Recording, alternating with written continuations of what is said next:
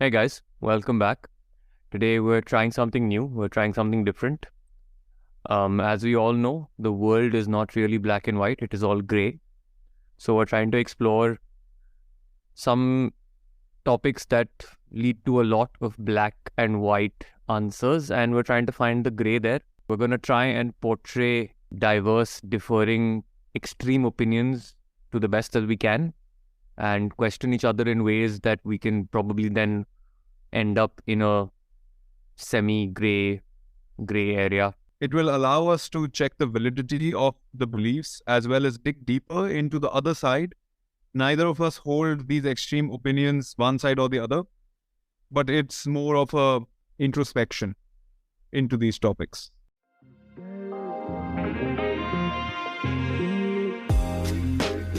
Welcome to the Thought Bistro podcast with Akhil and Vishrut as we deep dive into a variety of interesting and thought-provoking topics. Join us as we explore the world of ideas and broaden our collective horizon. We've heard so many opinions in the world. Sometimes people are like, there should be no pineapple on pizza. And they are so extremist about pineapple on pizza. The question is why? And what if somebody does enjoy it? And what is food about? So we'll be going deeper into such topics of debate. And there'll be like a question answer session where, we'll question the extremities of these. And I don't think either of us hold whichever opinions we're trying to present. I think we are going to be exploring opinions from a very extreme perspective, and neither of us are very extreme people. So let's see how well we can play the roles of being extreme human beings, and let's test our debate skills. Let's start with the controversial one. In my opinion, tax collection by nature is kind of a farce. What I think on this front is that a lot of the times governments are forcing tax collection as something that saves a nation, and governments are forcing tax collection as something that becomes redistribution of wealth. But by its pure nature, it fails to accomplish the said things that it goes on to specify. Let's start with a very simple example. When the government collects the money, government being the biggest monopoly of a nation has access to all of that taxpayer money to do whatever it feels is necessary or whatever it feels is right. A lot of the times, this money goes into unnecessary projects. For example, building a park or building some other kind of institution which is not for the welfare of the people. Building a new parliament house when it was not a requirement by the country. Or I read in recent news where Canadian government paid north of $10 million to house 100 people in a hotel during COVID. That $10 million has come straight out of the taxpayer's pocket. Taxation as a way of wealth distribution is just an advertisement and not really an actual source of wealth distribution. So what do you think is another way for governments to gain revenue? Because taxes are one of their main sources of income, right? The question is not how the government should raise revenue, whether by taxes or elsewhere. The question is what is done with this revenue that the government is gaining. If my taxes are levied to be used for my military, to be used for my hospitals, to be used for education, to be used in projects that are not positive cash flow projects, but are necessary for a social good, it is understandable. But then the taxes should be limited to that. The government's role, in my opinion, is to play that of a referee and to prevent malice from the system. But when the government starts playing a role where it tries to do everything and it tries to assure that I am the prime decider of where the money should go, hence I will collect more money because in my power I am better than a capitalist society, that's where society starts to fall. So do you think there has to be a non-governmental or an organization or a committee that is disconnected from government that sort of approves or disapproves projects from the government? I think the answer is not as straightforward as a third-party institution to validate it. It's more of a what kind of projects the government should actually get its hands into and what kind of laws that the government can make in order for there to be lesser malice. then it is about what kind of policing it can do to actually implement those kind of regulations. And some governments actually are doing it pretty well. I think a democratic competition becomes essential in these kind of debates. So what you're saying is that instead of getting a moderator for the government should play a role of moderator and get other people to do these projects and get private sectors, companies to do these projects. Absolutely. And that is primarily what capitalism is built around. What capitalism does is it gives a demand and supply incentive to companies to do this, to gain profitability out of it. And the projects where there is no profitability, that is where taxation should be used. The projects where other people are not being able to make money, but it is for the good of the society, such as healthcare, such as schooling, and such as military, which becomes an essential part of keeping peace. The police force should be paid properly so that they do not have an incentive to take bribes. And these institutions should be well run on that front. The definition of well run, again, is a very deep one, but that's like the overarching theme of the conversation. Given that it's a private sector company that is doing the job, how would you go about, say, getting rid of corruption, making sure that the process of selecting the company is fair? Because there have been many instances where when jobs such as these have gone into the private sector, there's been a lot of corruption going on in the selection process. There's been a lot of corruption in terms of the project being executed, etc., etc. Again, I think that question becomes that the money is coming from the government's pocket. The initial investment should also be made by the private sector itself. And what that would do is it would allow open competition into these fields. If you want electric grids, right, you allow companies to come in and set up the electric grids for the people. And you allow multiple companies to do so. You allow multiple companies to bear the expenses of these and bear the losses on these if there are any. You leave it to demand supply, because the more it is necessary, the more the requirement will be, the more the supply will enter the market, the lower the prices would be of the said good, and the better the people of the country will do. So essentially what you're trying to say is that we develop a scenario of, in economics you would call a perfect competition for every single utility per se. That is definitely one way to look at it, because perfect competitions do keep the prices at an optimal level. I know this becomes a very, very hypothetical debate where everything is going absolutely fine. However, there are steps that can be taken in this direction so that people have better access and higher quality goods. It is called the invisible hand in economics. If the listeners do want to look it up, I think they will do very well, again, diving deeper into the economic aspects of this. America as a whole does very good on this capitalistic society perspective, and Canada does very good on the socialistic society perspective. I think somewhere between the two, there is an answer there. So how would you go about preventing a monopolistic scenario occurring in this case? Because there hypothetically could be a big company that comes in, underbids everyone else for the project and makes sure that they get their hands on all the projects that are coming up, and creates a scenario where that company is in charge of one particular utility, making that company in essence a monopoly. How would you go about preventing that? That is a very good question. And that is where the practice of antitrust laws come into being. That is where the laws of anti-monopolistic practices come into being. That is where the government should play the referee and say that you are becoming too big. For example, there used to be a company called ExxonMobil, and ExxonMobil became too big for its pants, and then Exxon and Mobil had to split up because they owned they primarily owned all of it.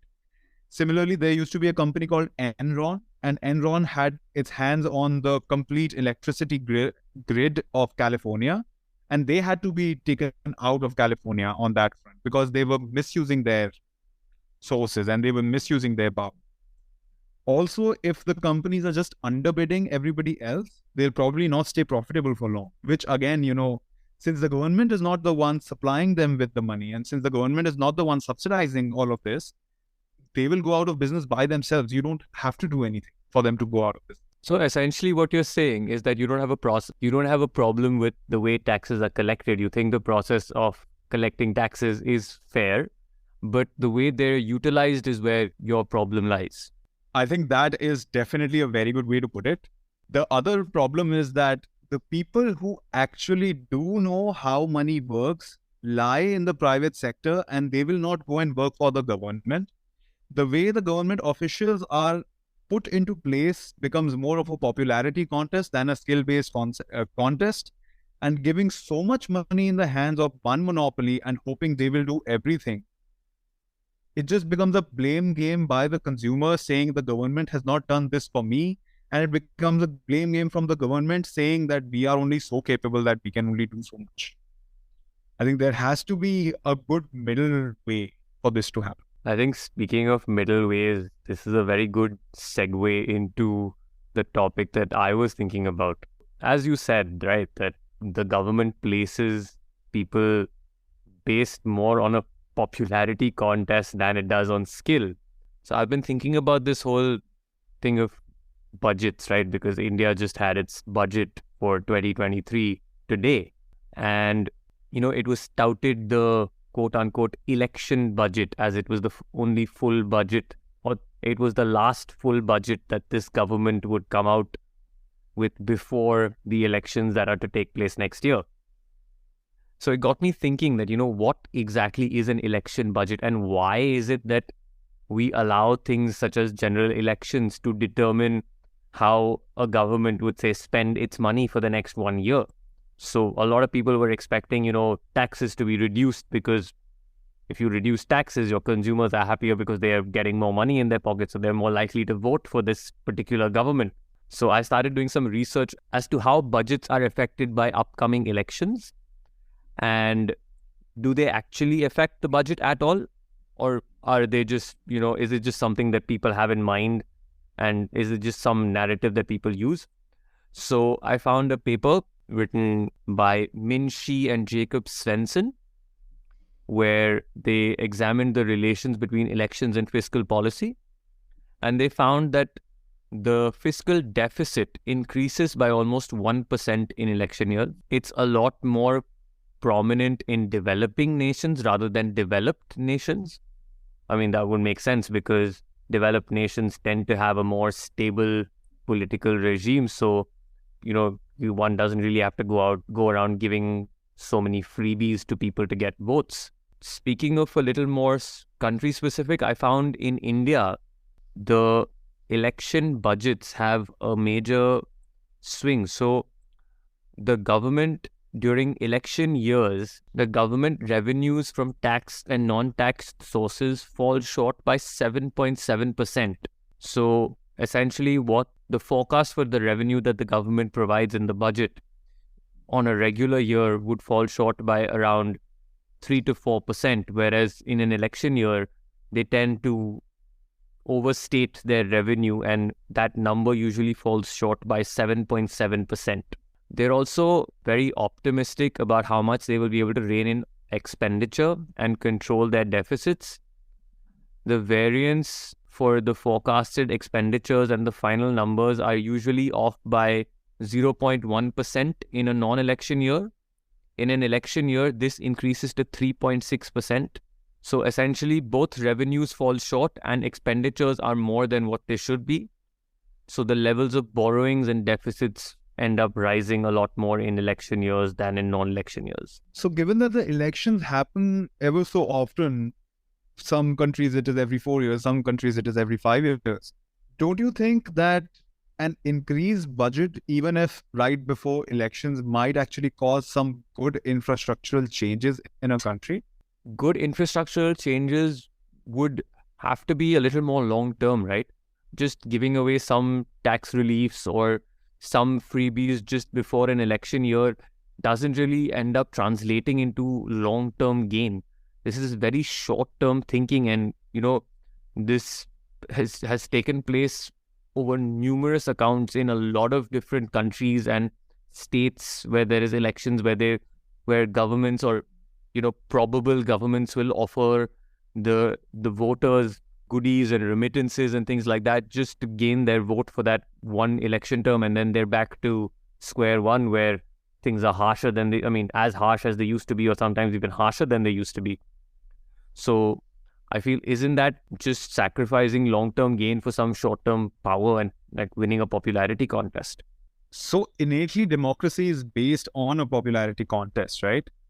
Now, if one of the people contesting in this popularity contest gets such a nice stage to proclaim that these are the changes that we can make, and factually, we are trying to make these changes via numbers, via actual money being thrown into the system, don't you think it's a given that it will happen and there is no way around it? So that's what I was reading about. I think again, this whole thing of having a third party financial, committee which looks over the government and makes sure they're staying in check and all comes into play. But as we spoke about earlier, that's a very utopian thing. I don't really think it's going to be um, a reality or even something even close to reality. I think democracy. I think they're the people in the democracy, the people who are actually voting for these governments have to be smarter. It has to be more of an education of the public rather than the people in power changing their methods. Because if it's working, why fix it? It's that old saying, if it ain't broke, why go around changing it? So if it's working so far, why will government suddenly be like, oh, we're going to be honest with our budgets and we're not going to let elections or upcoming elections affect what we give as our fiscal policy. So the third party that you talk about in this case scenario, in a democracy, the essential third party is the competition, right? Now, if you are promising a better budget to the country, then wouldn't the competition also be tied down wouldn't the competition's hands also be tied down to live up to the same kind of budget in case they come to power? So don't you think it can be offset by the competition by making statements that, yes, we would have matched this budget anyways? So it's not even about matching the budget or, living up to what the competition is suggesting. I feel like in a lot of places, this whole drive to win the elections or to get re-elected or stay in power overtakes this whole, what I believe at least is the primary objective of a democracy or of a government, to make the country go forward, to fuel growth, to improve infrastructure within the country, to make sure that people are more educated, there is more jobs, things like that, rather than just one year you have lower taxes and you're allowing people a little more rebates on their taxes and things like that. You have to have a lot more in terms of, as we were talking about with the previous topic, there has to be a lot more in terms of developments, in terms of infrastructure, in terms of setting up new utilities and making lives easier for the people who live in the country, rather than just saying, oh yeah, here's a little bit of extra money. So what I'm hearing is that democracy innately, in your view, becomes a short-term thinking for a government.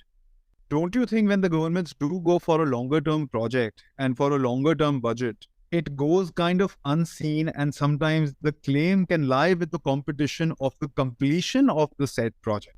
So again, I think that leads to a very deep conversation and a much more in-depth conversation for which I am no expert, but I think we as humans have become very short-term people.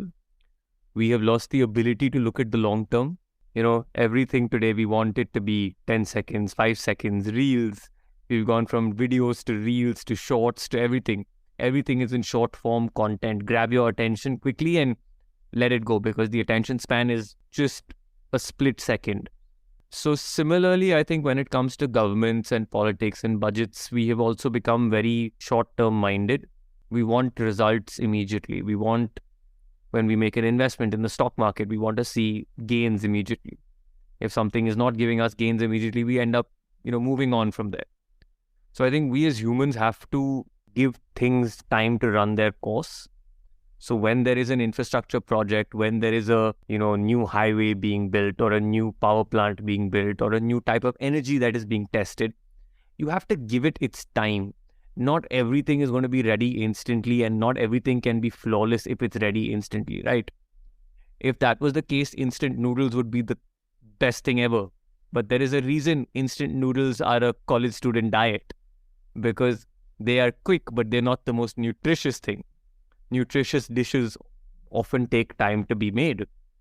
So it's just that same concept translating over when it comes to food. Obviously, that duration is, maybe 2 minutes to an hour or maybe an hour and a half. But with infrastructure projects and things that governments are undertaking for the betterment of the country, this time span is a few years. So I agree that there are times where projects will fall through, where things will not work out. But I think governments have to be given and afforded that time to make their long-term plans work. Because if everything is short-term, then there can never be any tangible progress that takes place in a country. Democracy being the decision of the many, and the many being the entirety of a country, at least the entire voting community of a country. How do you recommend we get there where many people are aware of the longevity of these projects? Many people are aware that it takes time, and how do you educate these people? I think for this, we have to go back to Plato and Socrates and what they thought of democracies and why they thought democracies were flawed, because they said that people are not informed and educated enough to make informed and educated decisions when it comes to voting and electing governments and people responsible. So I think it all boils down to the whole fact that people need to be a lot more educated before they can, be given the responsibility of casting a vote. And obviously there is the whole thing of asking governments to be a lot more transparent and things like that. But again, that strays into utopian debate. So maybe this leads back to what you were trying to say in your earlier point, that maybe make these infrastructure projects private. So governments are not the doers, but the overseers. So overseers can be changed, and the project is still being done by that same company who took on that project, and that can be a whole lot more long term. Absolutely love how you turned the tables back on to me and all the heat is back on my side. So I have a very simple example. I read this book called Economics in One Lesson by a Nobel Prize winning economist called Henry Hazlitt. And he gives the example of two farmers. So you are an investor and you have money in your pocket. Now, two farmers come by and they're asking you for X amount of money. One of them is a very highly experienced farmer with numerous years of running a farm and generating productive output. The other side is the novice who has never done farming before but wants to venture into the farmland adventure. Now they come to you as an investor and they ask you for X amount of money. The question is, who do you give the investment to? I think this goes back to that whole thing, what is the risk that I'm willing to take? What is the kind of money that I'm giving these people? Am I very open to risk? Am I not looking to take a lot of risk? I think that's the first question that'll pop into my head. The reasoning behind these questions comes down to the fact that it is your money. And it is your money at risk. And it is your risk, your livelihood, your future, and your return in the future. Now, if I give your money to a third party in order to invest in these projects for the third party to look better, that third party becomes the government. When I give taxpayer money to the government can later advertise that I got new people into farming. How did the government get new people into farming? Using your money, irrespective of what your risk profile would be. And if I were concerned about the fact that, this new farmer will not be able to enter the pool of farmers, even if they want to, there are specific funds called growth funds, venture funds, which are willing to fund these projects. And if the project is not going to be a profitable one, maybe the country should not be undertaking such projects. So then the farmer needs to use his brain and go into a different kind of project. That's where the birth of new technology comes in. That's where the birth of new kind of products come in. And I think government playing just a regulatory role, that nothing weird is happening here or nothing fake is happening here, or people are not just trying to hide away in darkness, that would be the ideal world. Yeah, so I think essentially what we're both trying to get at through our different perspectives and through our different, routes that we have taken, is that we want the government to do what it's doing, And obviously, it has to look after its own interests. But at the same time, for it to look after the interests of the country as well as those of itself, it should take on the role of delegator rather than the role of getting into, the nitty-gritties and getting its own quote-unquote hands dirty. It has to maintain its distance. It has to maintain that perspective so that it can be like, oh yeah, this person's not going about this correctly. So hello, we need to pull you up, or this is the way things should be done. This is our vision, and here it's up to you, the people who have voted us into power, who have the company, the resources, the expertise to pull off these projects, to do that. And on your front, I think the government, instead of dressing up to look good, needs to stay on that pitch. Just point its finger for an out, or get its arms wide for a white ball, or blow the whistle for a foul on a player, rather than go there and, this referee in a white hat trying to take the ball and trying to bowl himself. That would be very funny in sport, and it is happening in our lives on a daily basis. We just don't see the irony. For the final disclaimer of this episode, it was a heavily opinionated episode, with most of it being our opinions. And we would love for all of you to go and fact check us, bring your side of the opinions and what your understanding of our opinions are. Even if you want to throw abuse at us, do it in the comment section and tell us why you would throw the abuse at us. Tell us why you feel our opinion is in a negative manner. This was all our opinion. I think we started off with a little bit of fact here and there where we could, but it developed into just us trying to defend our stances and trying to take stances which mean we may not be the most comfortable taking. But we're doing this to open up some more discussions with you guys. We want to talk to you. We want to know what you guys think. So we've chosen a couple of polarizing topics so that you are polarized, so that we get some extreme opinions, so that we can have some discussions. Come talk to us. Let's debate. Let's talk. And yeah, hurl abuses at us if you think we're being stupid. We're open to that as well. And let us know what you think about the new format. And did you enjoy the new kind of debate that we've had?